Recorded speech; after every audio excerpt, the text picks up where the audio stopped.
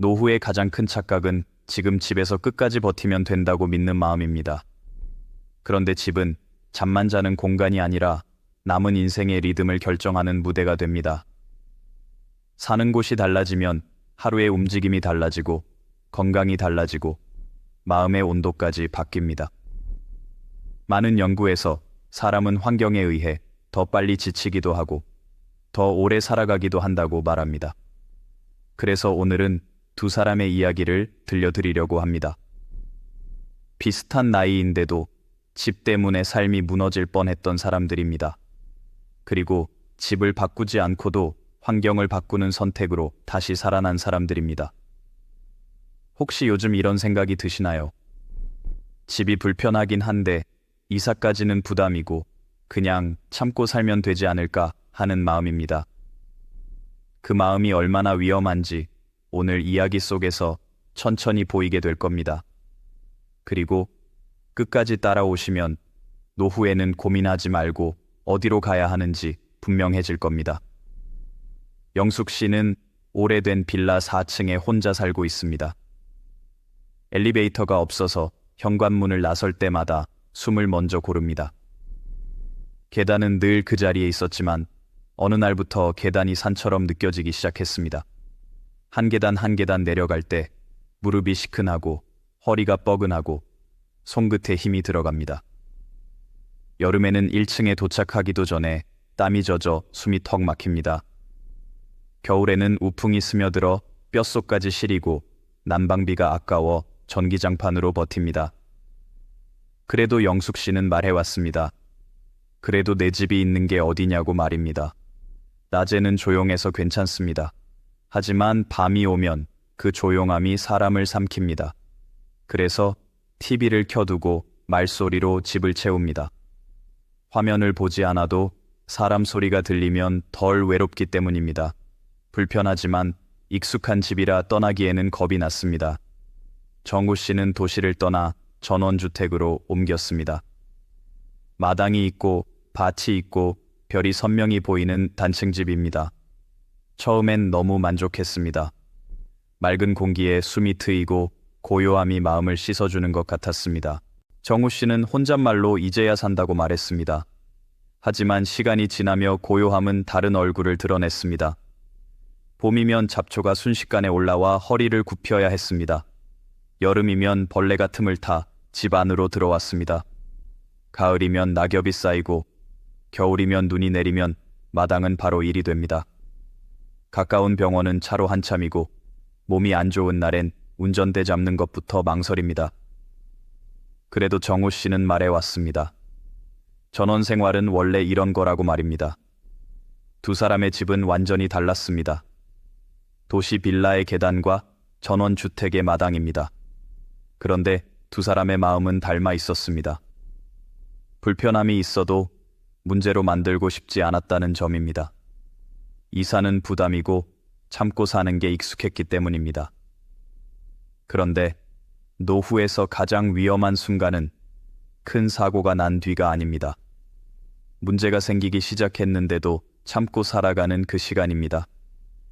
그때부터 균열은 아주 작게 시작됩니다.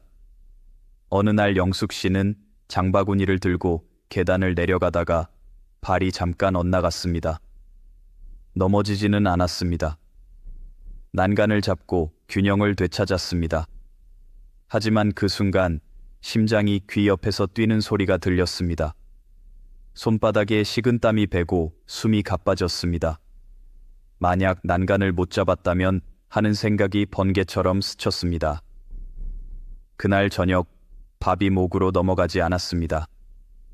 TV를 켰는데도 계단 생각만 맴돌았습니다. 괜찮다고 말했지만 마음은 편해지지 않았습니다. 계단이 불편함이 아니라 두려움이 되어버린 첫날이었습니다. 비슷한 날 전구 씨에게도 일이 생깁니다. 밤새 눈이 내려 마당이 하얗게 덮였습니다. 눈을 치우지 않으면 얼어 빙판이 되고 그게 더 위험하다는 걸 압니다. 정우 씨는 눈삽을 들고 현관을 나섰습니다. 처음에는 괜찮았습니다. 그런데 시간이 지나 허리가 뻐근해지고 숨이 차올랐습니다. 마지막 한 삽을 뜨려고 허리를 숙이는 순간 허리에서 뚝하는 감각이 왔습니다. 몸이 굳고 허리를 펼 수 없었습니다. 주변은 너무 조용했습니다. 그 조용함 속에서 이런 생각이 올라왔습니다.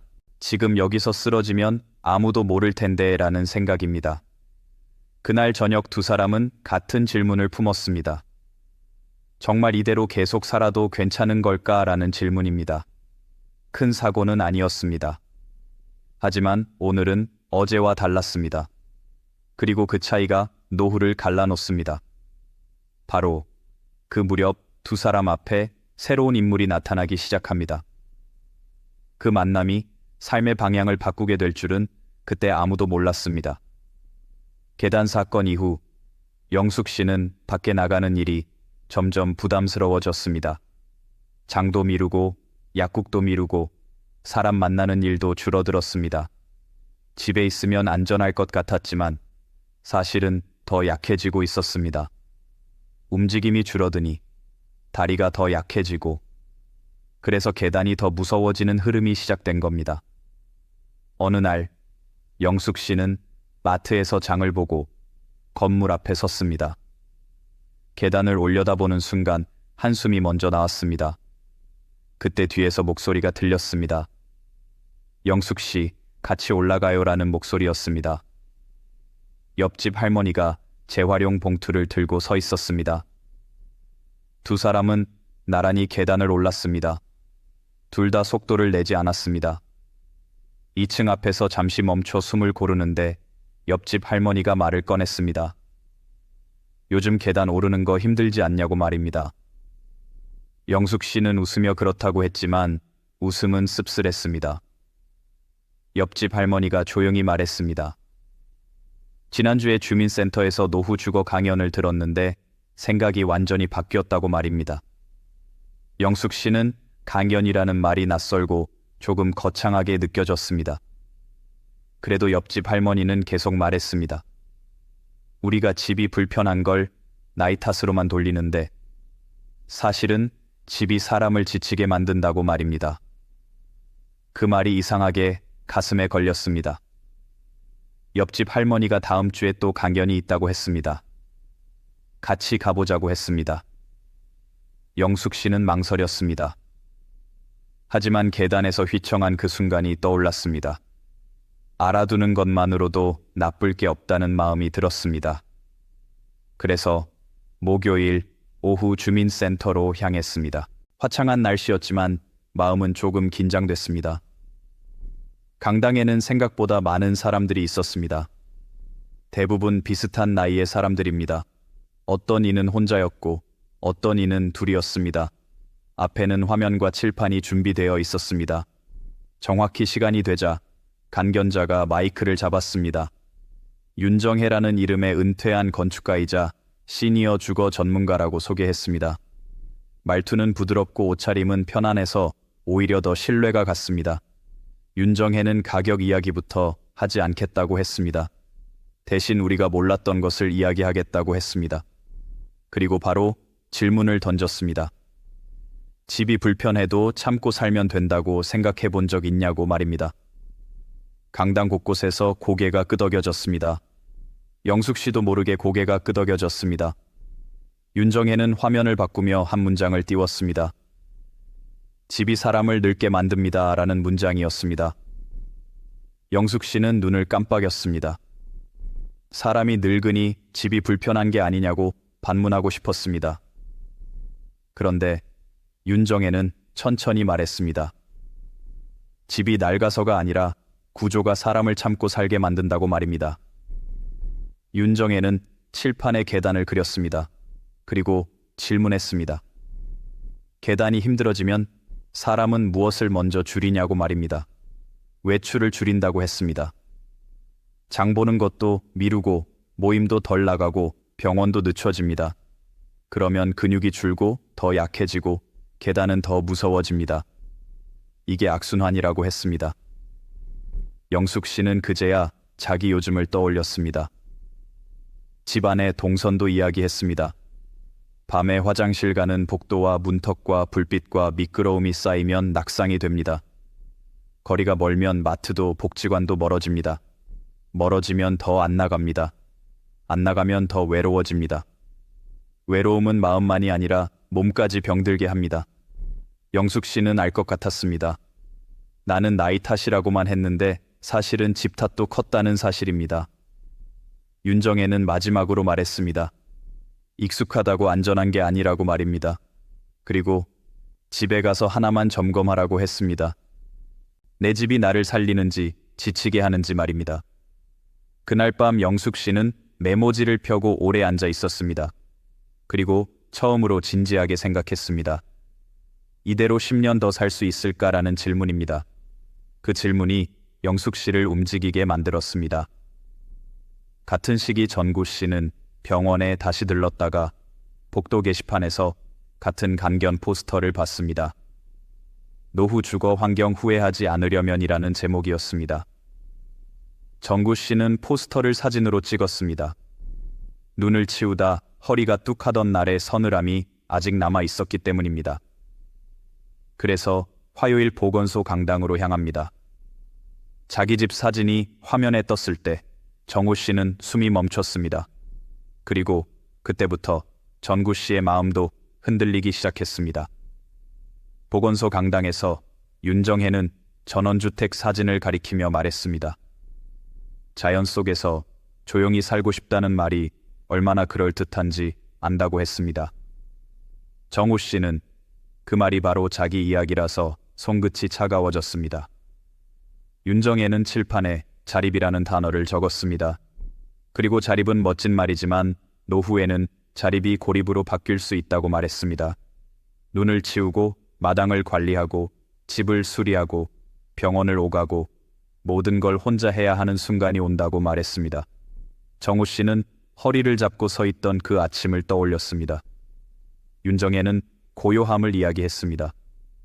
도시 소음이 싫어서 조용함을 선택했는데 그 조용함이 위험의 신호를 숨긴다고 했습니다. 사람 소리가 들리지 않으면 이상을 알아차릴 사람도 없다고 말했습니다. 사례를 들었습니다. 마당에서 쓰러진 어르신이 며칠 뒤 발견된 이야기였습니다. 정우 씨의 등에서 식은땀이 흘렀습니다. 윤정혜는 반대로 설명했습니다. 도시의 좁은 집은 불편하지만 사람 소리가 안전망이 되는 순간이 있다고 말했습니다. 평소 들리던 기침 소리가 안 들려서 이웃이 문을 두드리고 결국 빨리 병원으로 간 이야기였습니다. 정우 씨는 메모했습니다. 사람 소리는 안전망이라고 적었습니다. 그리고 윤정혜는 한 가지를 더 말했습니다. 우리는 평생 세금을 내며 살아왔는데 정작 노후에 그 혜택을 못 쓰는 집을 고르면 억울해진다고 말했습니다. 복지관과 도서관과 공원과 경로당 같은 곳은 국가가 만들어둔 자산이라고 했습니다. 그런데 집이 멀면 못 갑니다. 못 가면 개인 돈으로 다 해결해야 합니다. 무료 건강 프로그램을 못 쓰면 병원비가 늘고 운동이 줄고 관계가 끊기고 결국 더 큰 비용이 든다고 말했습니다. 정우 씨는 가만히 고개를 끄덕였습니다. 자기 동네에는 그런 시설이 멀었습니다. 차로 나가야 하고 몸이 안 좋으면 그조차 어렵습니다. 윤정혜는 체크리스트를 보여줬습니다. 걸어서 갈 수 있는 거리가 얼마나 되느냐를 보라고 했습니다. 걸어서 10분 안에 마트가 있는지, 걸어서 15분 안에 복지관이나 경로당이 있는지, 걸어서 20분 안에 병원이나 약국이 있는지, 그리고 가장 중요한 질문을 던졌습니다. 내가 넘어졌을 때 누가 알아차릴 수 있느냐는 질문입니다. 정우 씨는 하나씩 떠올렸습니다. 대부분 아니었습니다. 그 순간 정구 씨는 마음속에서 결론이 나고 있음을 느꼈습니다. 지금 집은 낭만이 아니라 위험일 수 있다는 결론입니다.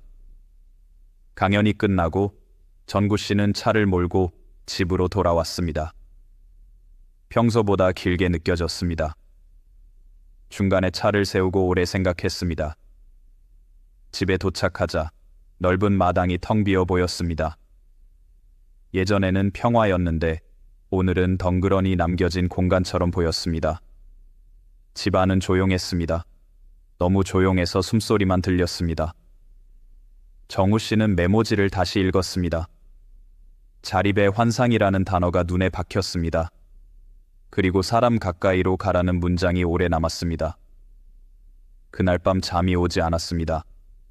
고요함이 더 이상 위로가 아니라 경고처럼 들렸습니다.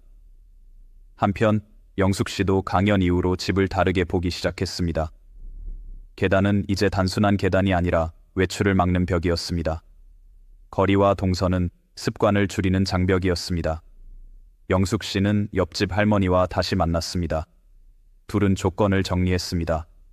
엘리베이터가 있어야 하고, 바닥이 평지에 가까워야 하고, 복지관이 걸어서 15분 안에 있어야 하고, 마트가 걸어서 10분 안에 있어야 하고, 사람들이 오가는 동네여야 한다는 조건입니다. 영숙 씨는 그 조건이 이상하게 마음을 편하게 한다는 걸 느꼈습니다. 비싼 집을 찾는 게 아니라 살 수 있는 환경을 찾는 느낌이었기 때문입니다. 정우 씨도 조건을 정리했습니다. 병원까지 걸어서 20분 이내 경로당이나 복지관이 가까울 것, 산책로가 있을 것, 무엇보다 옆집이 보이는 곳일 것. 그 조건을 적어놓자 두려움이 조금 가라앉았습니다. 이제 무엇을 해야 할지 방향이 잡혔기 때문입니다. 하지만 결심은 여전히 무거웠습니다. 이사란 단어는 나이 든 사람에게 더 큰 산처럼 느껴집니다. 익숙함을 버리는 일은 마음을 흔들기 때문입니다. 그래도 두 사람은 느꼈습니다. 두려운 건 변화가 아니라 늦는 것이라는 말입니다. 그리고 두 사람은 아주 다른 방식으로 같은 곳을 향해 움직이기 시작합니다. 노후를 살리는 곳으로 말입니다. 영숙 씨는 집을 보기 시작했습니다. 처음 몇 번은 문만 열어보고도 돌아섰습니다. 낯선 구조와 낯선 냄새가 부담스럽게 느껴졌기 때문입니다. 그런데 어느 순간부터 영숙 씨는 집이 아니라 동네를 보기 시작했습니다. 현관을 나서서 몇 걸음이면 버스 정류장이 있는지, 길이 평지인지, 골목에 사람이 있는지, 아침에 산책하는 사람이 보이는지, 그런 기준으로 바라보니 선택이 달라졌습니다. 작은 아파트 한 곳이 눈에 들어왔습니다. 평수는 줄어들었습니다. 하지만 엘리베이터가 있었습니다. 1층을 나서면 바로 평지였습니다. 마트가 걸어서 가까웠고 복지관도 걸어서 갈 수 있었습니다. 무엇보다 사람 소리가 있었습니다. 영숙 씨는 망설이며 창문을 열어봤습니다. 바깥에서 인사소리가 들렸습니다. 그 소리가 이상하게 마음을 놓이게 했습니다. 이사가 결정되었습니다. 이사 후 첫 주 영숙 씨는 몸이 가벼워지는 느낌을 받았습니다. 계단을 오를 일이 없으니 외출이 겁나지 않았습니다. 엘리베이터 버튼만 누르면 됐습니다. 그 단순함이 하루를 바꿨습니다. 영숙 씨는 마트까지 천천히 걸어갔습니다. 숨이 덜 찼습니다. 돌아오는 길에 복지관 앞을 지나가다 문이 열린 것을 봤습니다. 사람들이 안에서 움직이고 있었습니다. 들어가 볼까? 망설이다가 들어갔습니다. 안내 데스크에서 친절하게 알려줬습니다.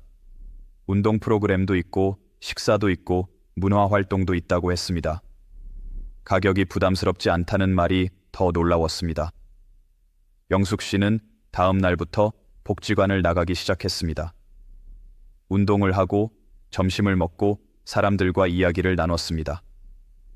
이름을 묻고 웃고 서로 안부를 묻는 일이 생겼습니다. 혼자였던 식탁이 바뀌었습니다. 하루에 말하는 문장이 늘었습니다.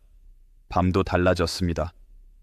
예전엔 너무 조용해서 무서웠는데 이제는 옆집에서 생활 소리가 들렸습니다. 그 소리가 불편하지 않았습니다. 그 소리는 누군가 가까이 있다는 증거였기 때문입니다. 한 달쯤 지났을 때 영숙 씨는 무릎이 덜 아프다는 걸 느꼈습니다. 이상하게도 약이 늘기보다 걸음이 늘면서 몸이 나아진 느낌이었습니다. 영숙 씨는 깨달았습니다. 집은 작아졌는데 생활은 넓어졌다는 말이 무슨 뜻인지 말입니다. 그동안 자신을 가둔 것은 집의 크기가 아니라 환경의 구조였습니다. 정우 씨의 변화는 조금 더 오래 걸렸습니다. 전원주택을 정리한다는 건 마음의 뿌리를 뽑는 일처럼 느껴졌습니다. 정우 씨는 전원주택에 대한 애착이 컸습니다. 마당에서 자란 작물과 별빛과 바람의 냄새가 남아 있었습니다. 하지만 불안도 함께 남아 있었습니다. 눈이 오면 또 치워야 한다는 부담, 잡초가 자라면 또 뽑아야 한다는 부담, 몸이 아프면 어디까지 버틸 수 있을지 모른다는 불안, 그리고 가장 큰 불안은 쓰러지면 아무도 모른다는 감각이었습니다. 정우 씨는 어느 날 아침 마당에 서서 주변을 둘러봤습니다. 옆집은 멀었습니다. 창문을 열어도 사람 소리는 들리지 않았습니다. 그때 결심이 조금 더 단단해졌습니다. 정구 씨는 읍내 쪽으로 집을 보기 시작했습니다. 처음엔 답답했습니다. 전원주택과 달리 하늘이 작아 보였습니다. 그런데 정구 씨는 강연에서 들었던 질문을 떠올렸습니다. 내가 매일 걸어갈 수 있는 것이 무엇이냐는 질문입니다. 정구 씨는 집에서 걸어서 병원까지 가봤습니다. 약국도, 은행도, 공원도 걸어봤습니다. 그리고 그 거리들이 생각보다 가까운 곳에 모여 있다는 걸 알게 됐습니다. 어느 소형 아파트가 조건에 맞았습니다. 병원까지 걸어서 15분, 경로당까지 10분, 작은 공원과 산책로가 근처에 있었습니다. 그리고 무엇보다 사람이 있었습니다. 전구 씨는 이사했습니다. 처음 며칠은 마당이 그리웠습니다. 창밖이 답답해 보였습니다.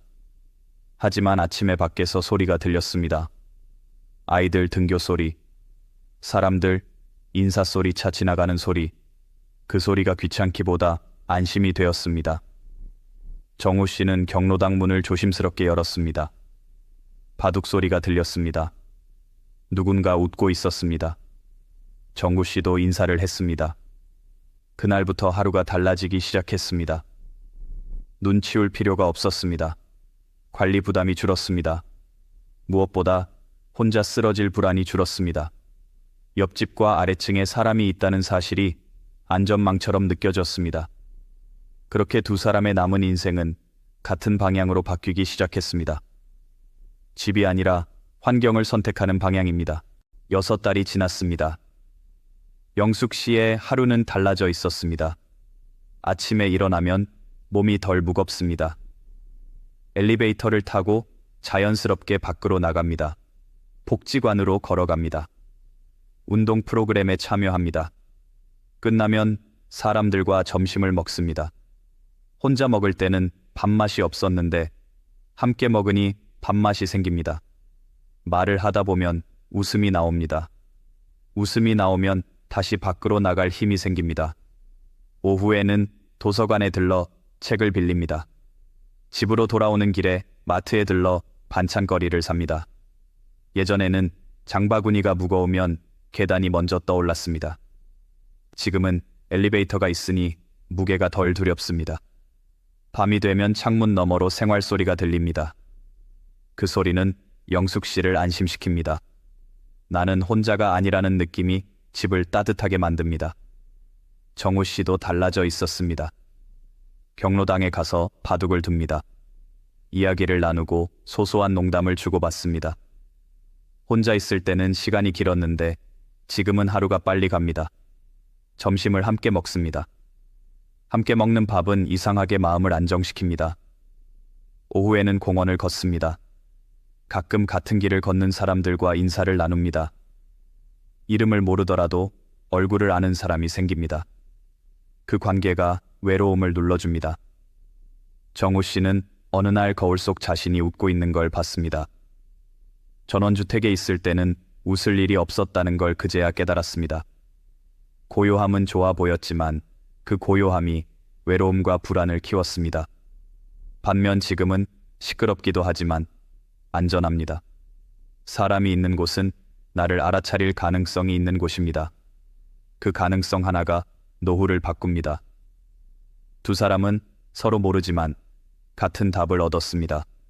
노후의 핵심은 집을 고치는 것이 아니라 환경을 옮기는 것이라는 답입니다. 그리고 이 답은 생각보다 단순합니다. 노후에 필요한 조건은 거창한 집이 아닙니다. 매일 걸어갈 수 있는 생활 반경입니다. 사람을 만날 수 있는 곳입니다. 복지관과 경로당과 공원과 도서관 같은 공동의 공간입니다. 약국과 병원이 멀지 않은 거리입니다. 그리고 무엇보다 사람 소리가 있는 동네입니다. 사람 소리가 있다는 것은 누군가 내가 살아있음을 느낄 수 있다는 뜻입니다. 그것이 외로움을 줄이고, 그것이 건강을 지키고, 그것이 비용을 줄입니다. 왜냐하면 복지관과 공원은 국가가 만들어둔 자산이기 때문입니다. 거기 가까이 살면 내 돈이 덜 듭니다. 운동도 비용 없이 할 수 있고, 사람도 비용 없이 만날 수 있고, 식사도 부담 없이 해결할 수 있습니다. 이것이 결국 노후의 현실적인 절약이 됩니다. 반대로 집이 외딴 곳이면 모든 것을 개인 비용으로 해결해야 합니다. 택시비가 늘고, 병원비가 늘고, 배달비가 늘고, 결국 돈이 아니라 고립이 가장 큰 비용이 됩니다. 그래서 노후에는 이렇게 생각을 바꿔야 합니다. 비싼 곳으로 가는 게 아니라 가까운 곳으로 가는 것입니다. 넓은 곳으로 가는 게 아니라 관리가 쉬운 곳으로 가는 것입니다. 조용한 곳으로 가는 게 아니라 연결되는 곳으로 가는 것입니다. 그러면 남은 인생이 편안해집니다. 편안해진다는 것은 아무 일도 없다는 뜻이 아닙니다. 문제가 생겨도 빨리 도움을 받을 수 있다는 뜻입니다. 혼자 버티지 않아도 된다는 뜻입니다. 하루가 두렵지 않다는 뜻입니다. 그래서 질문을 드립니다. 지금 살고 계신 집은 여러분을 살리고 있나요? 아니면 참고 살게 만들고 있나요? 계단 때문에 외출이 줄어들고 있나요? 거리 때문에 병원과 약국이 부담스럽나요? 사람을 만날 곳이 멀어서 하루가 길어지나요? 밤이 너무 조용해서 불안한가요? 만약 그렇다면 그건 성격 문제가 아닙니다. 그건 의지 문제가 아닙니다. 환경 문제입니다. 그리고 환경은 바꿀 수 있습니다. 지금 당장 이사를 확정하라는 이야기가 아닙니다. 먼저 점검을 하라는 이야기입니다. 집이 아니라 동네를 점검하는 일입니다. 문을 열고 나가서 걸어서 10분 안에 무엇이 있는지 확인해 보는 일입니다.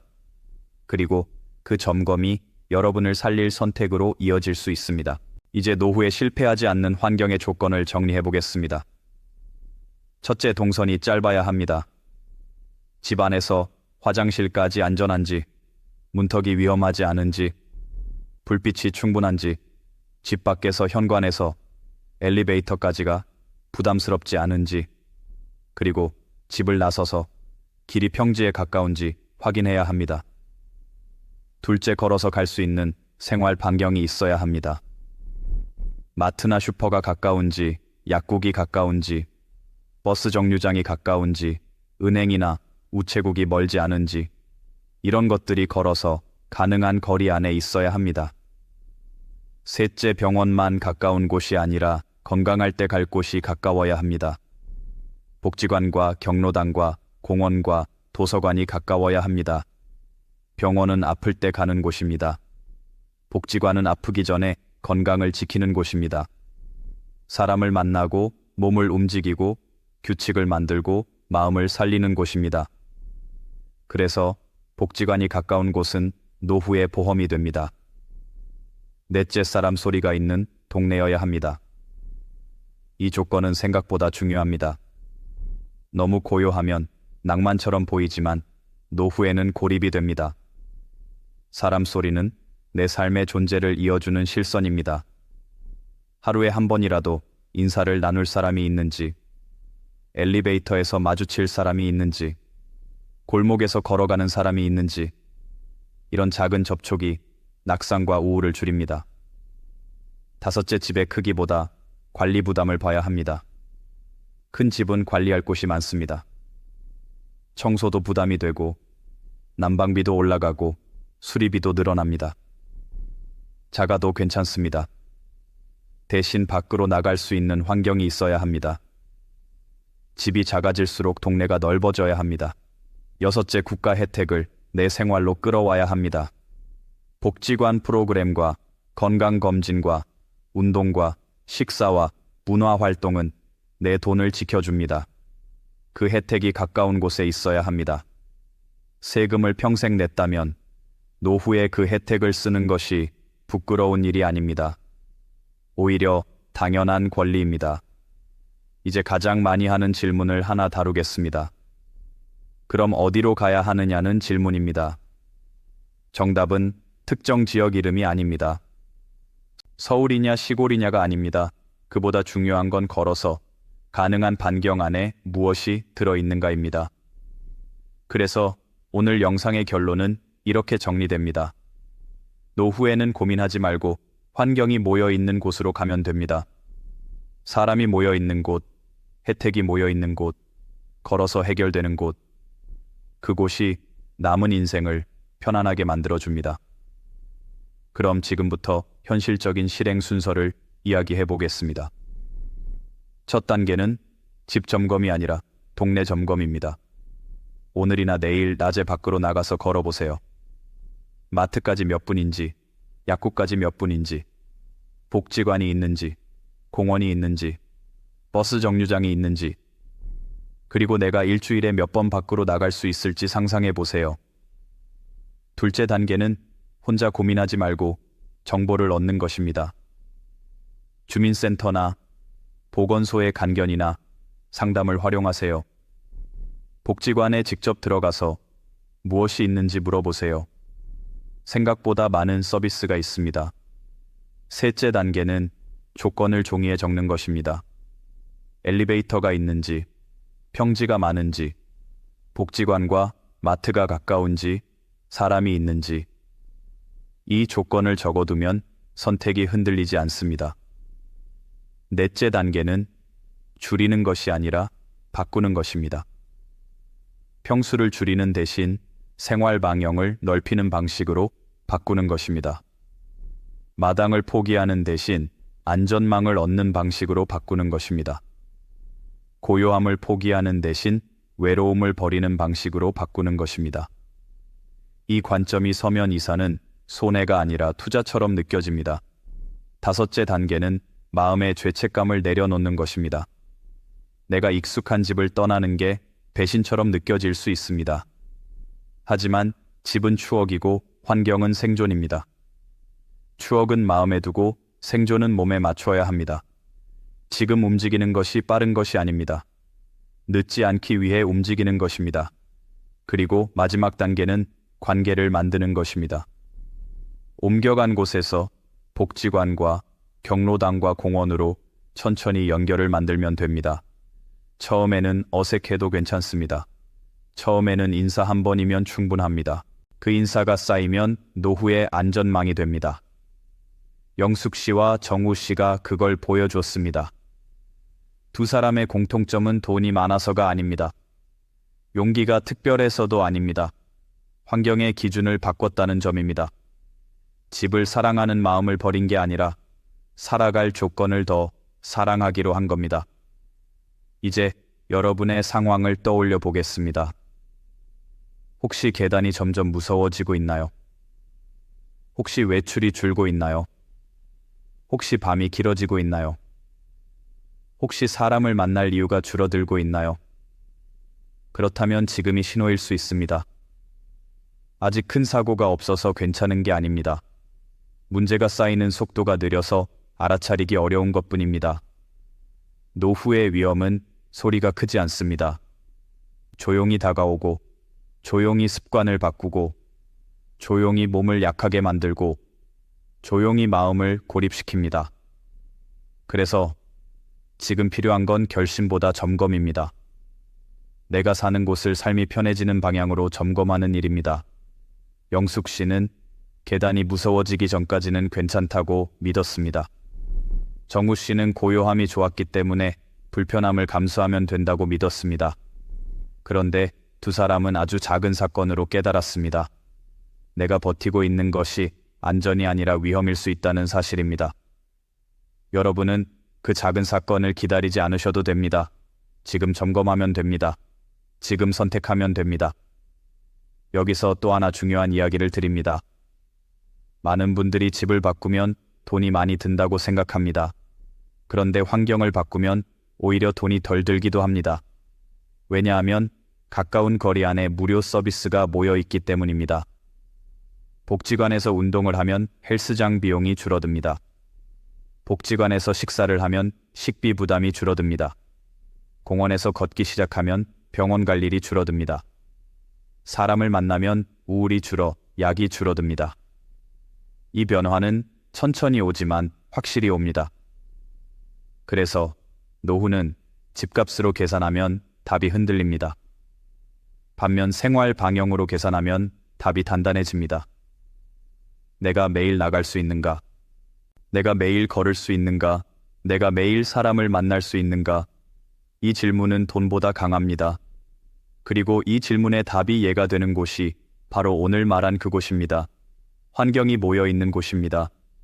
그곳은 보통 읍내의 중심지 생활, 인프라가 모인 동네 복지관과 공원이 있는 동네 병원과 약국이 가까운 동네 버스가 잘 다니는 동네 사람이 걸어 다니는 동네입니다.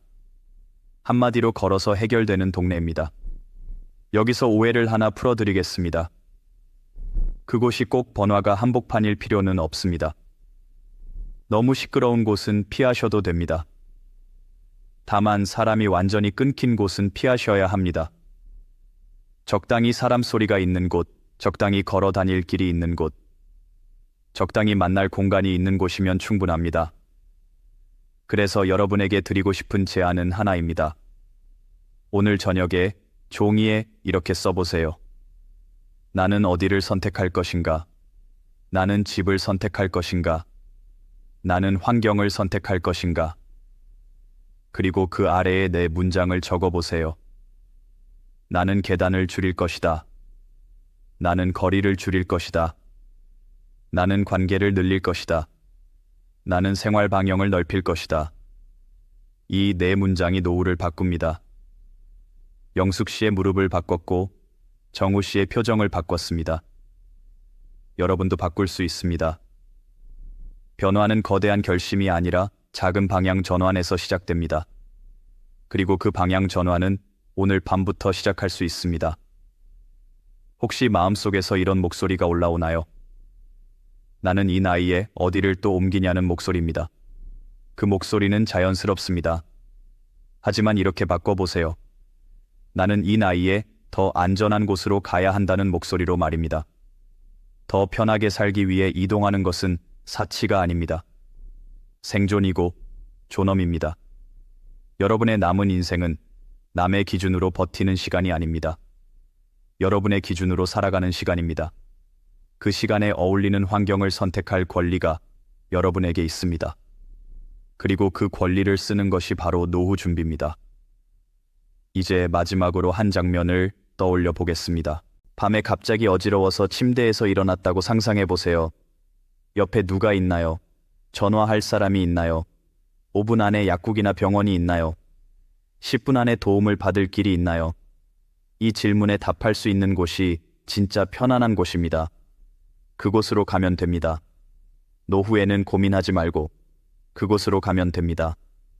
환경이 모여 있는 곳으로 말입니다. 이제 이야기를 한 문장으로 정리해 보겠습니다. 노후는 집을 지키는 게임이 아니라 나를 지키는 선택입니다. 영숙 씨는 집을 떠난 게 아니라 두려움을 떠났습니다. 정우 씨는 고요함을 버린 게 아니라 외로움을 버렸습니다. 두 사람은 평수를 줄였지만 생활을 넓혔습니다. 그 결과 건강이 돌아왔고 마음이 살아났습니다. 여러분도 할 수 있습니다. 오늘부터 아주 작게 시작하면 됩니다. 먼저 밖으로 나가 걸어보세요. 내 집에서 마트까지, 내 집에서 약국까지, 내 집에서 공원까지, 내 집에서 복지관까지 그 거리만 알아도 현실이 보입니다. 그리고 현실이 보이면 불안이 줄어듭니다. 불안이 줄면 선택이 가능해집니다. 선택이 가능해지면 준비가 시작됩니다. 노후에 필요한 건 대단한 결심이 아닙니다. 조건을 바꾸는 작은 결심입니다. 집의 조건이 아니라 환경의 조건을 바꾸는 결심입니다. 여러분이 찾으셔야 하는 곳은 이런 곳입니다. 걸어서 해결되는 곳입니다. 사람이 오가는 곳입니다. 복지관과 경로당과 공원이 가까운 곳입니다. 병원과 약국이 멀지 않은 곳입니다. 버스가 연결되는 곳입니다. 그리고 무엇보다 사람 소리가 들리는 곳입니다. 그곳에서 남은 인생은 훨씬 편안해집니다. 왜냐하면 몸이 덜 두렵고 마음이 덜 외롭고 도움이 더 가깝기 때문입니다. 이제 여러분에게 마지막 질문을 드립니다. 지금 사는 집이 여러분을 살리고 있나요? 아니면 지치게 하고 있나요? 답이 한쪽으로 기운다면 그것이 신호입니다. 바꿀 수 있습니다. 늦지 않았습니다. 오히려 지금이 가장 빠른 때입니다. 오늘 밤 잠들기 전에 단 하나만 해보세요. 내가 사는 곳은 집이 아니라 환경이라는 문장을 마음속으로 한 번만 말해보세요. 그리고 내일 낮에 10분만 걸어보세요. 그 10분이 남은 인생을 바꿀 수 있습니다. 영숙 씨가 그랬고 정우 씨가 그랬습니다. 여러분도 그렇게 될 수 있습니다. 노후는 버티는 시간이 아니라 살아나는 시간입니다. 그 시간을 살리는 곳, 그곳으로 가면 됩니다.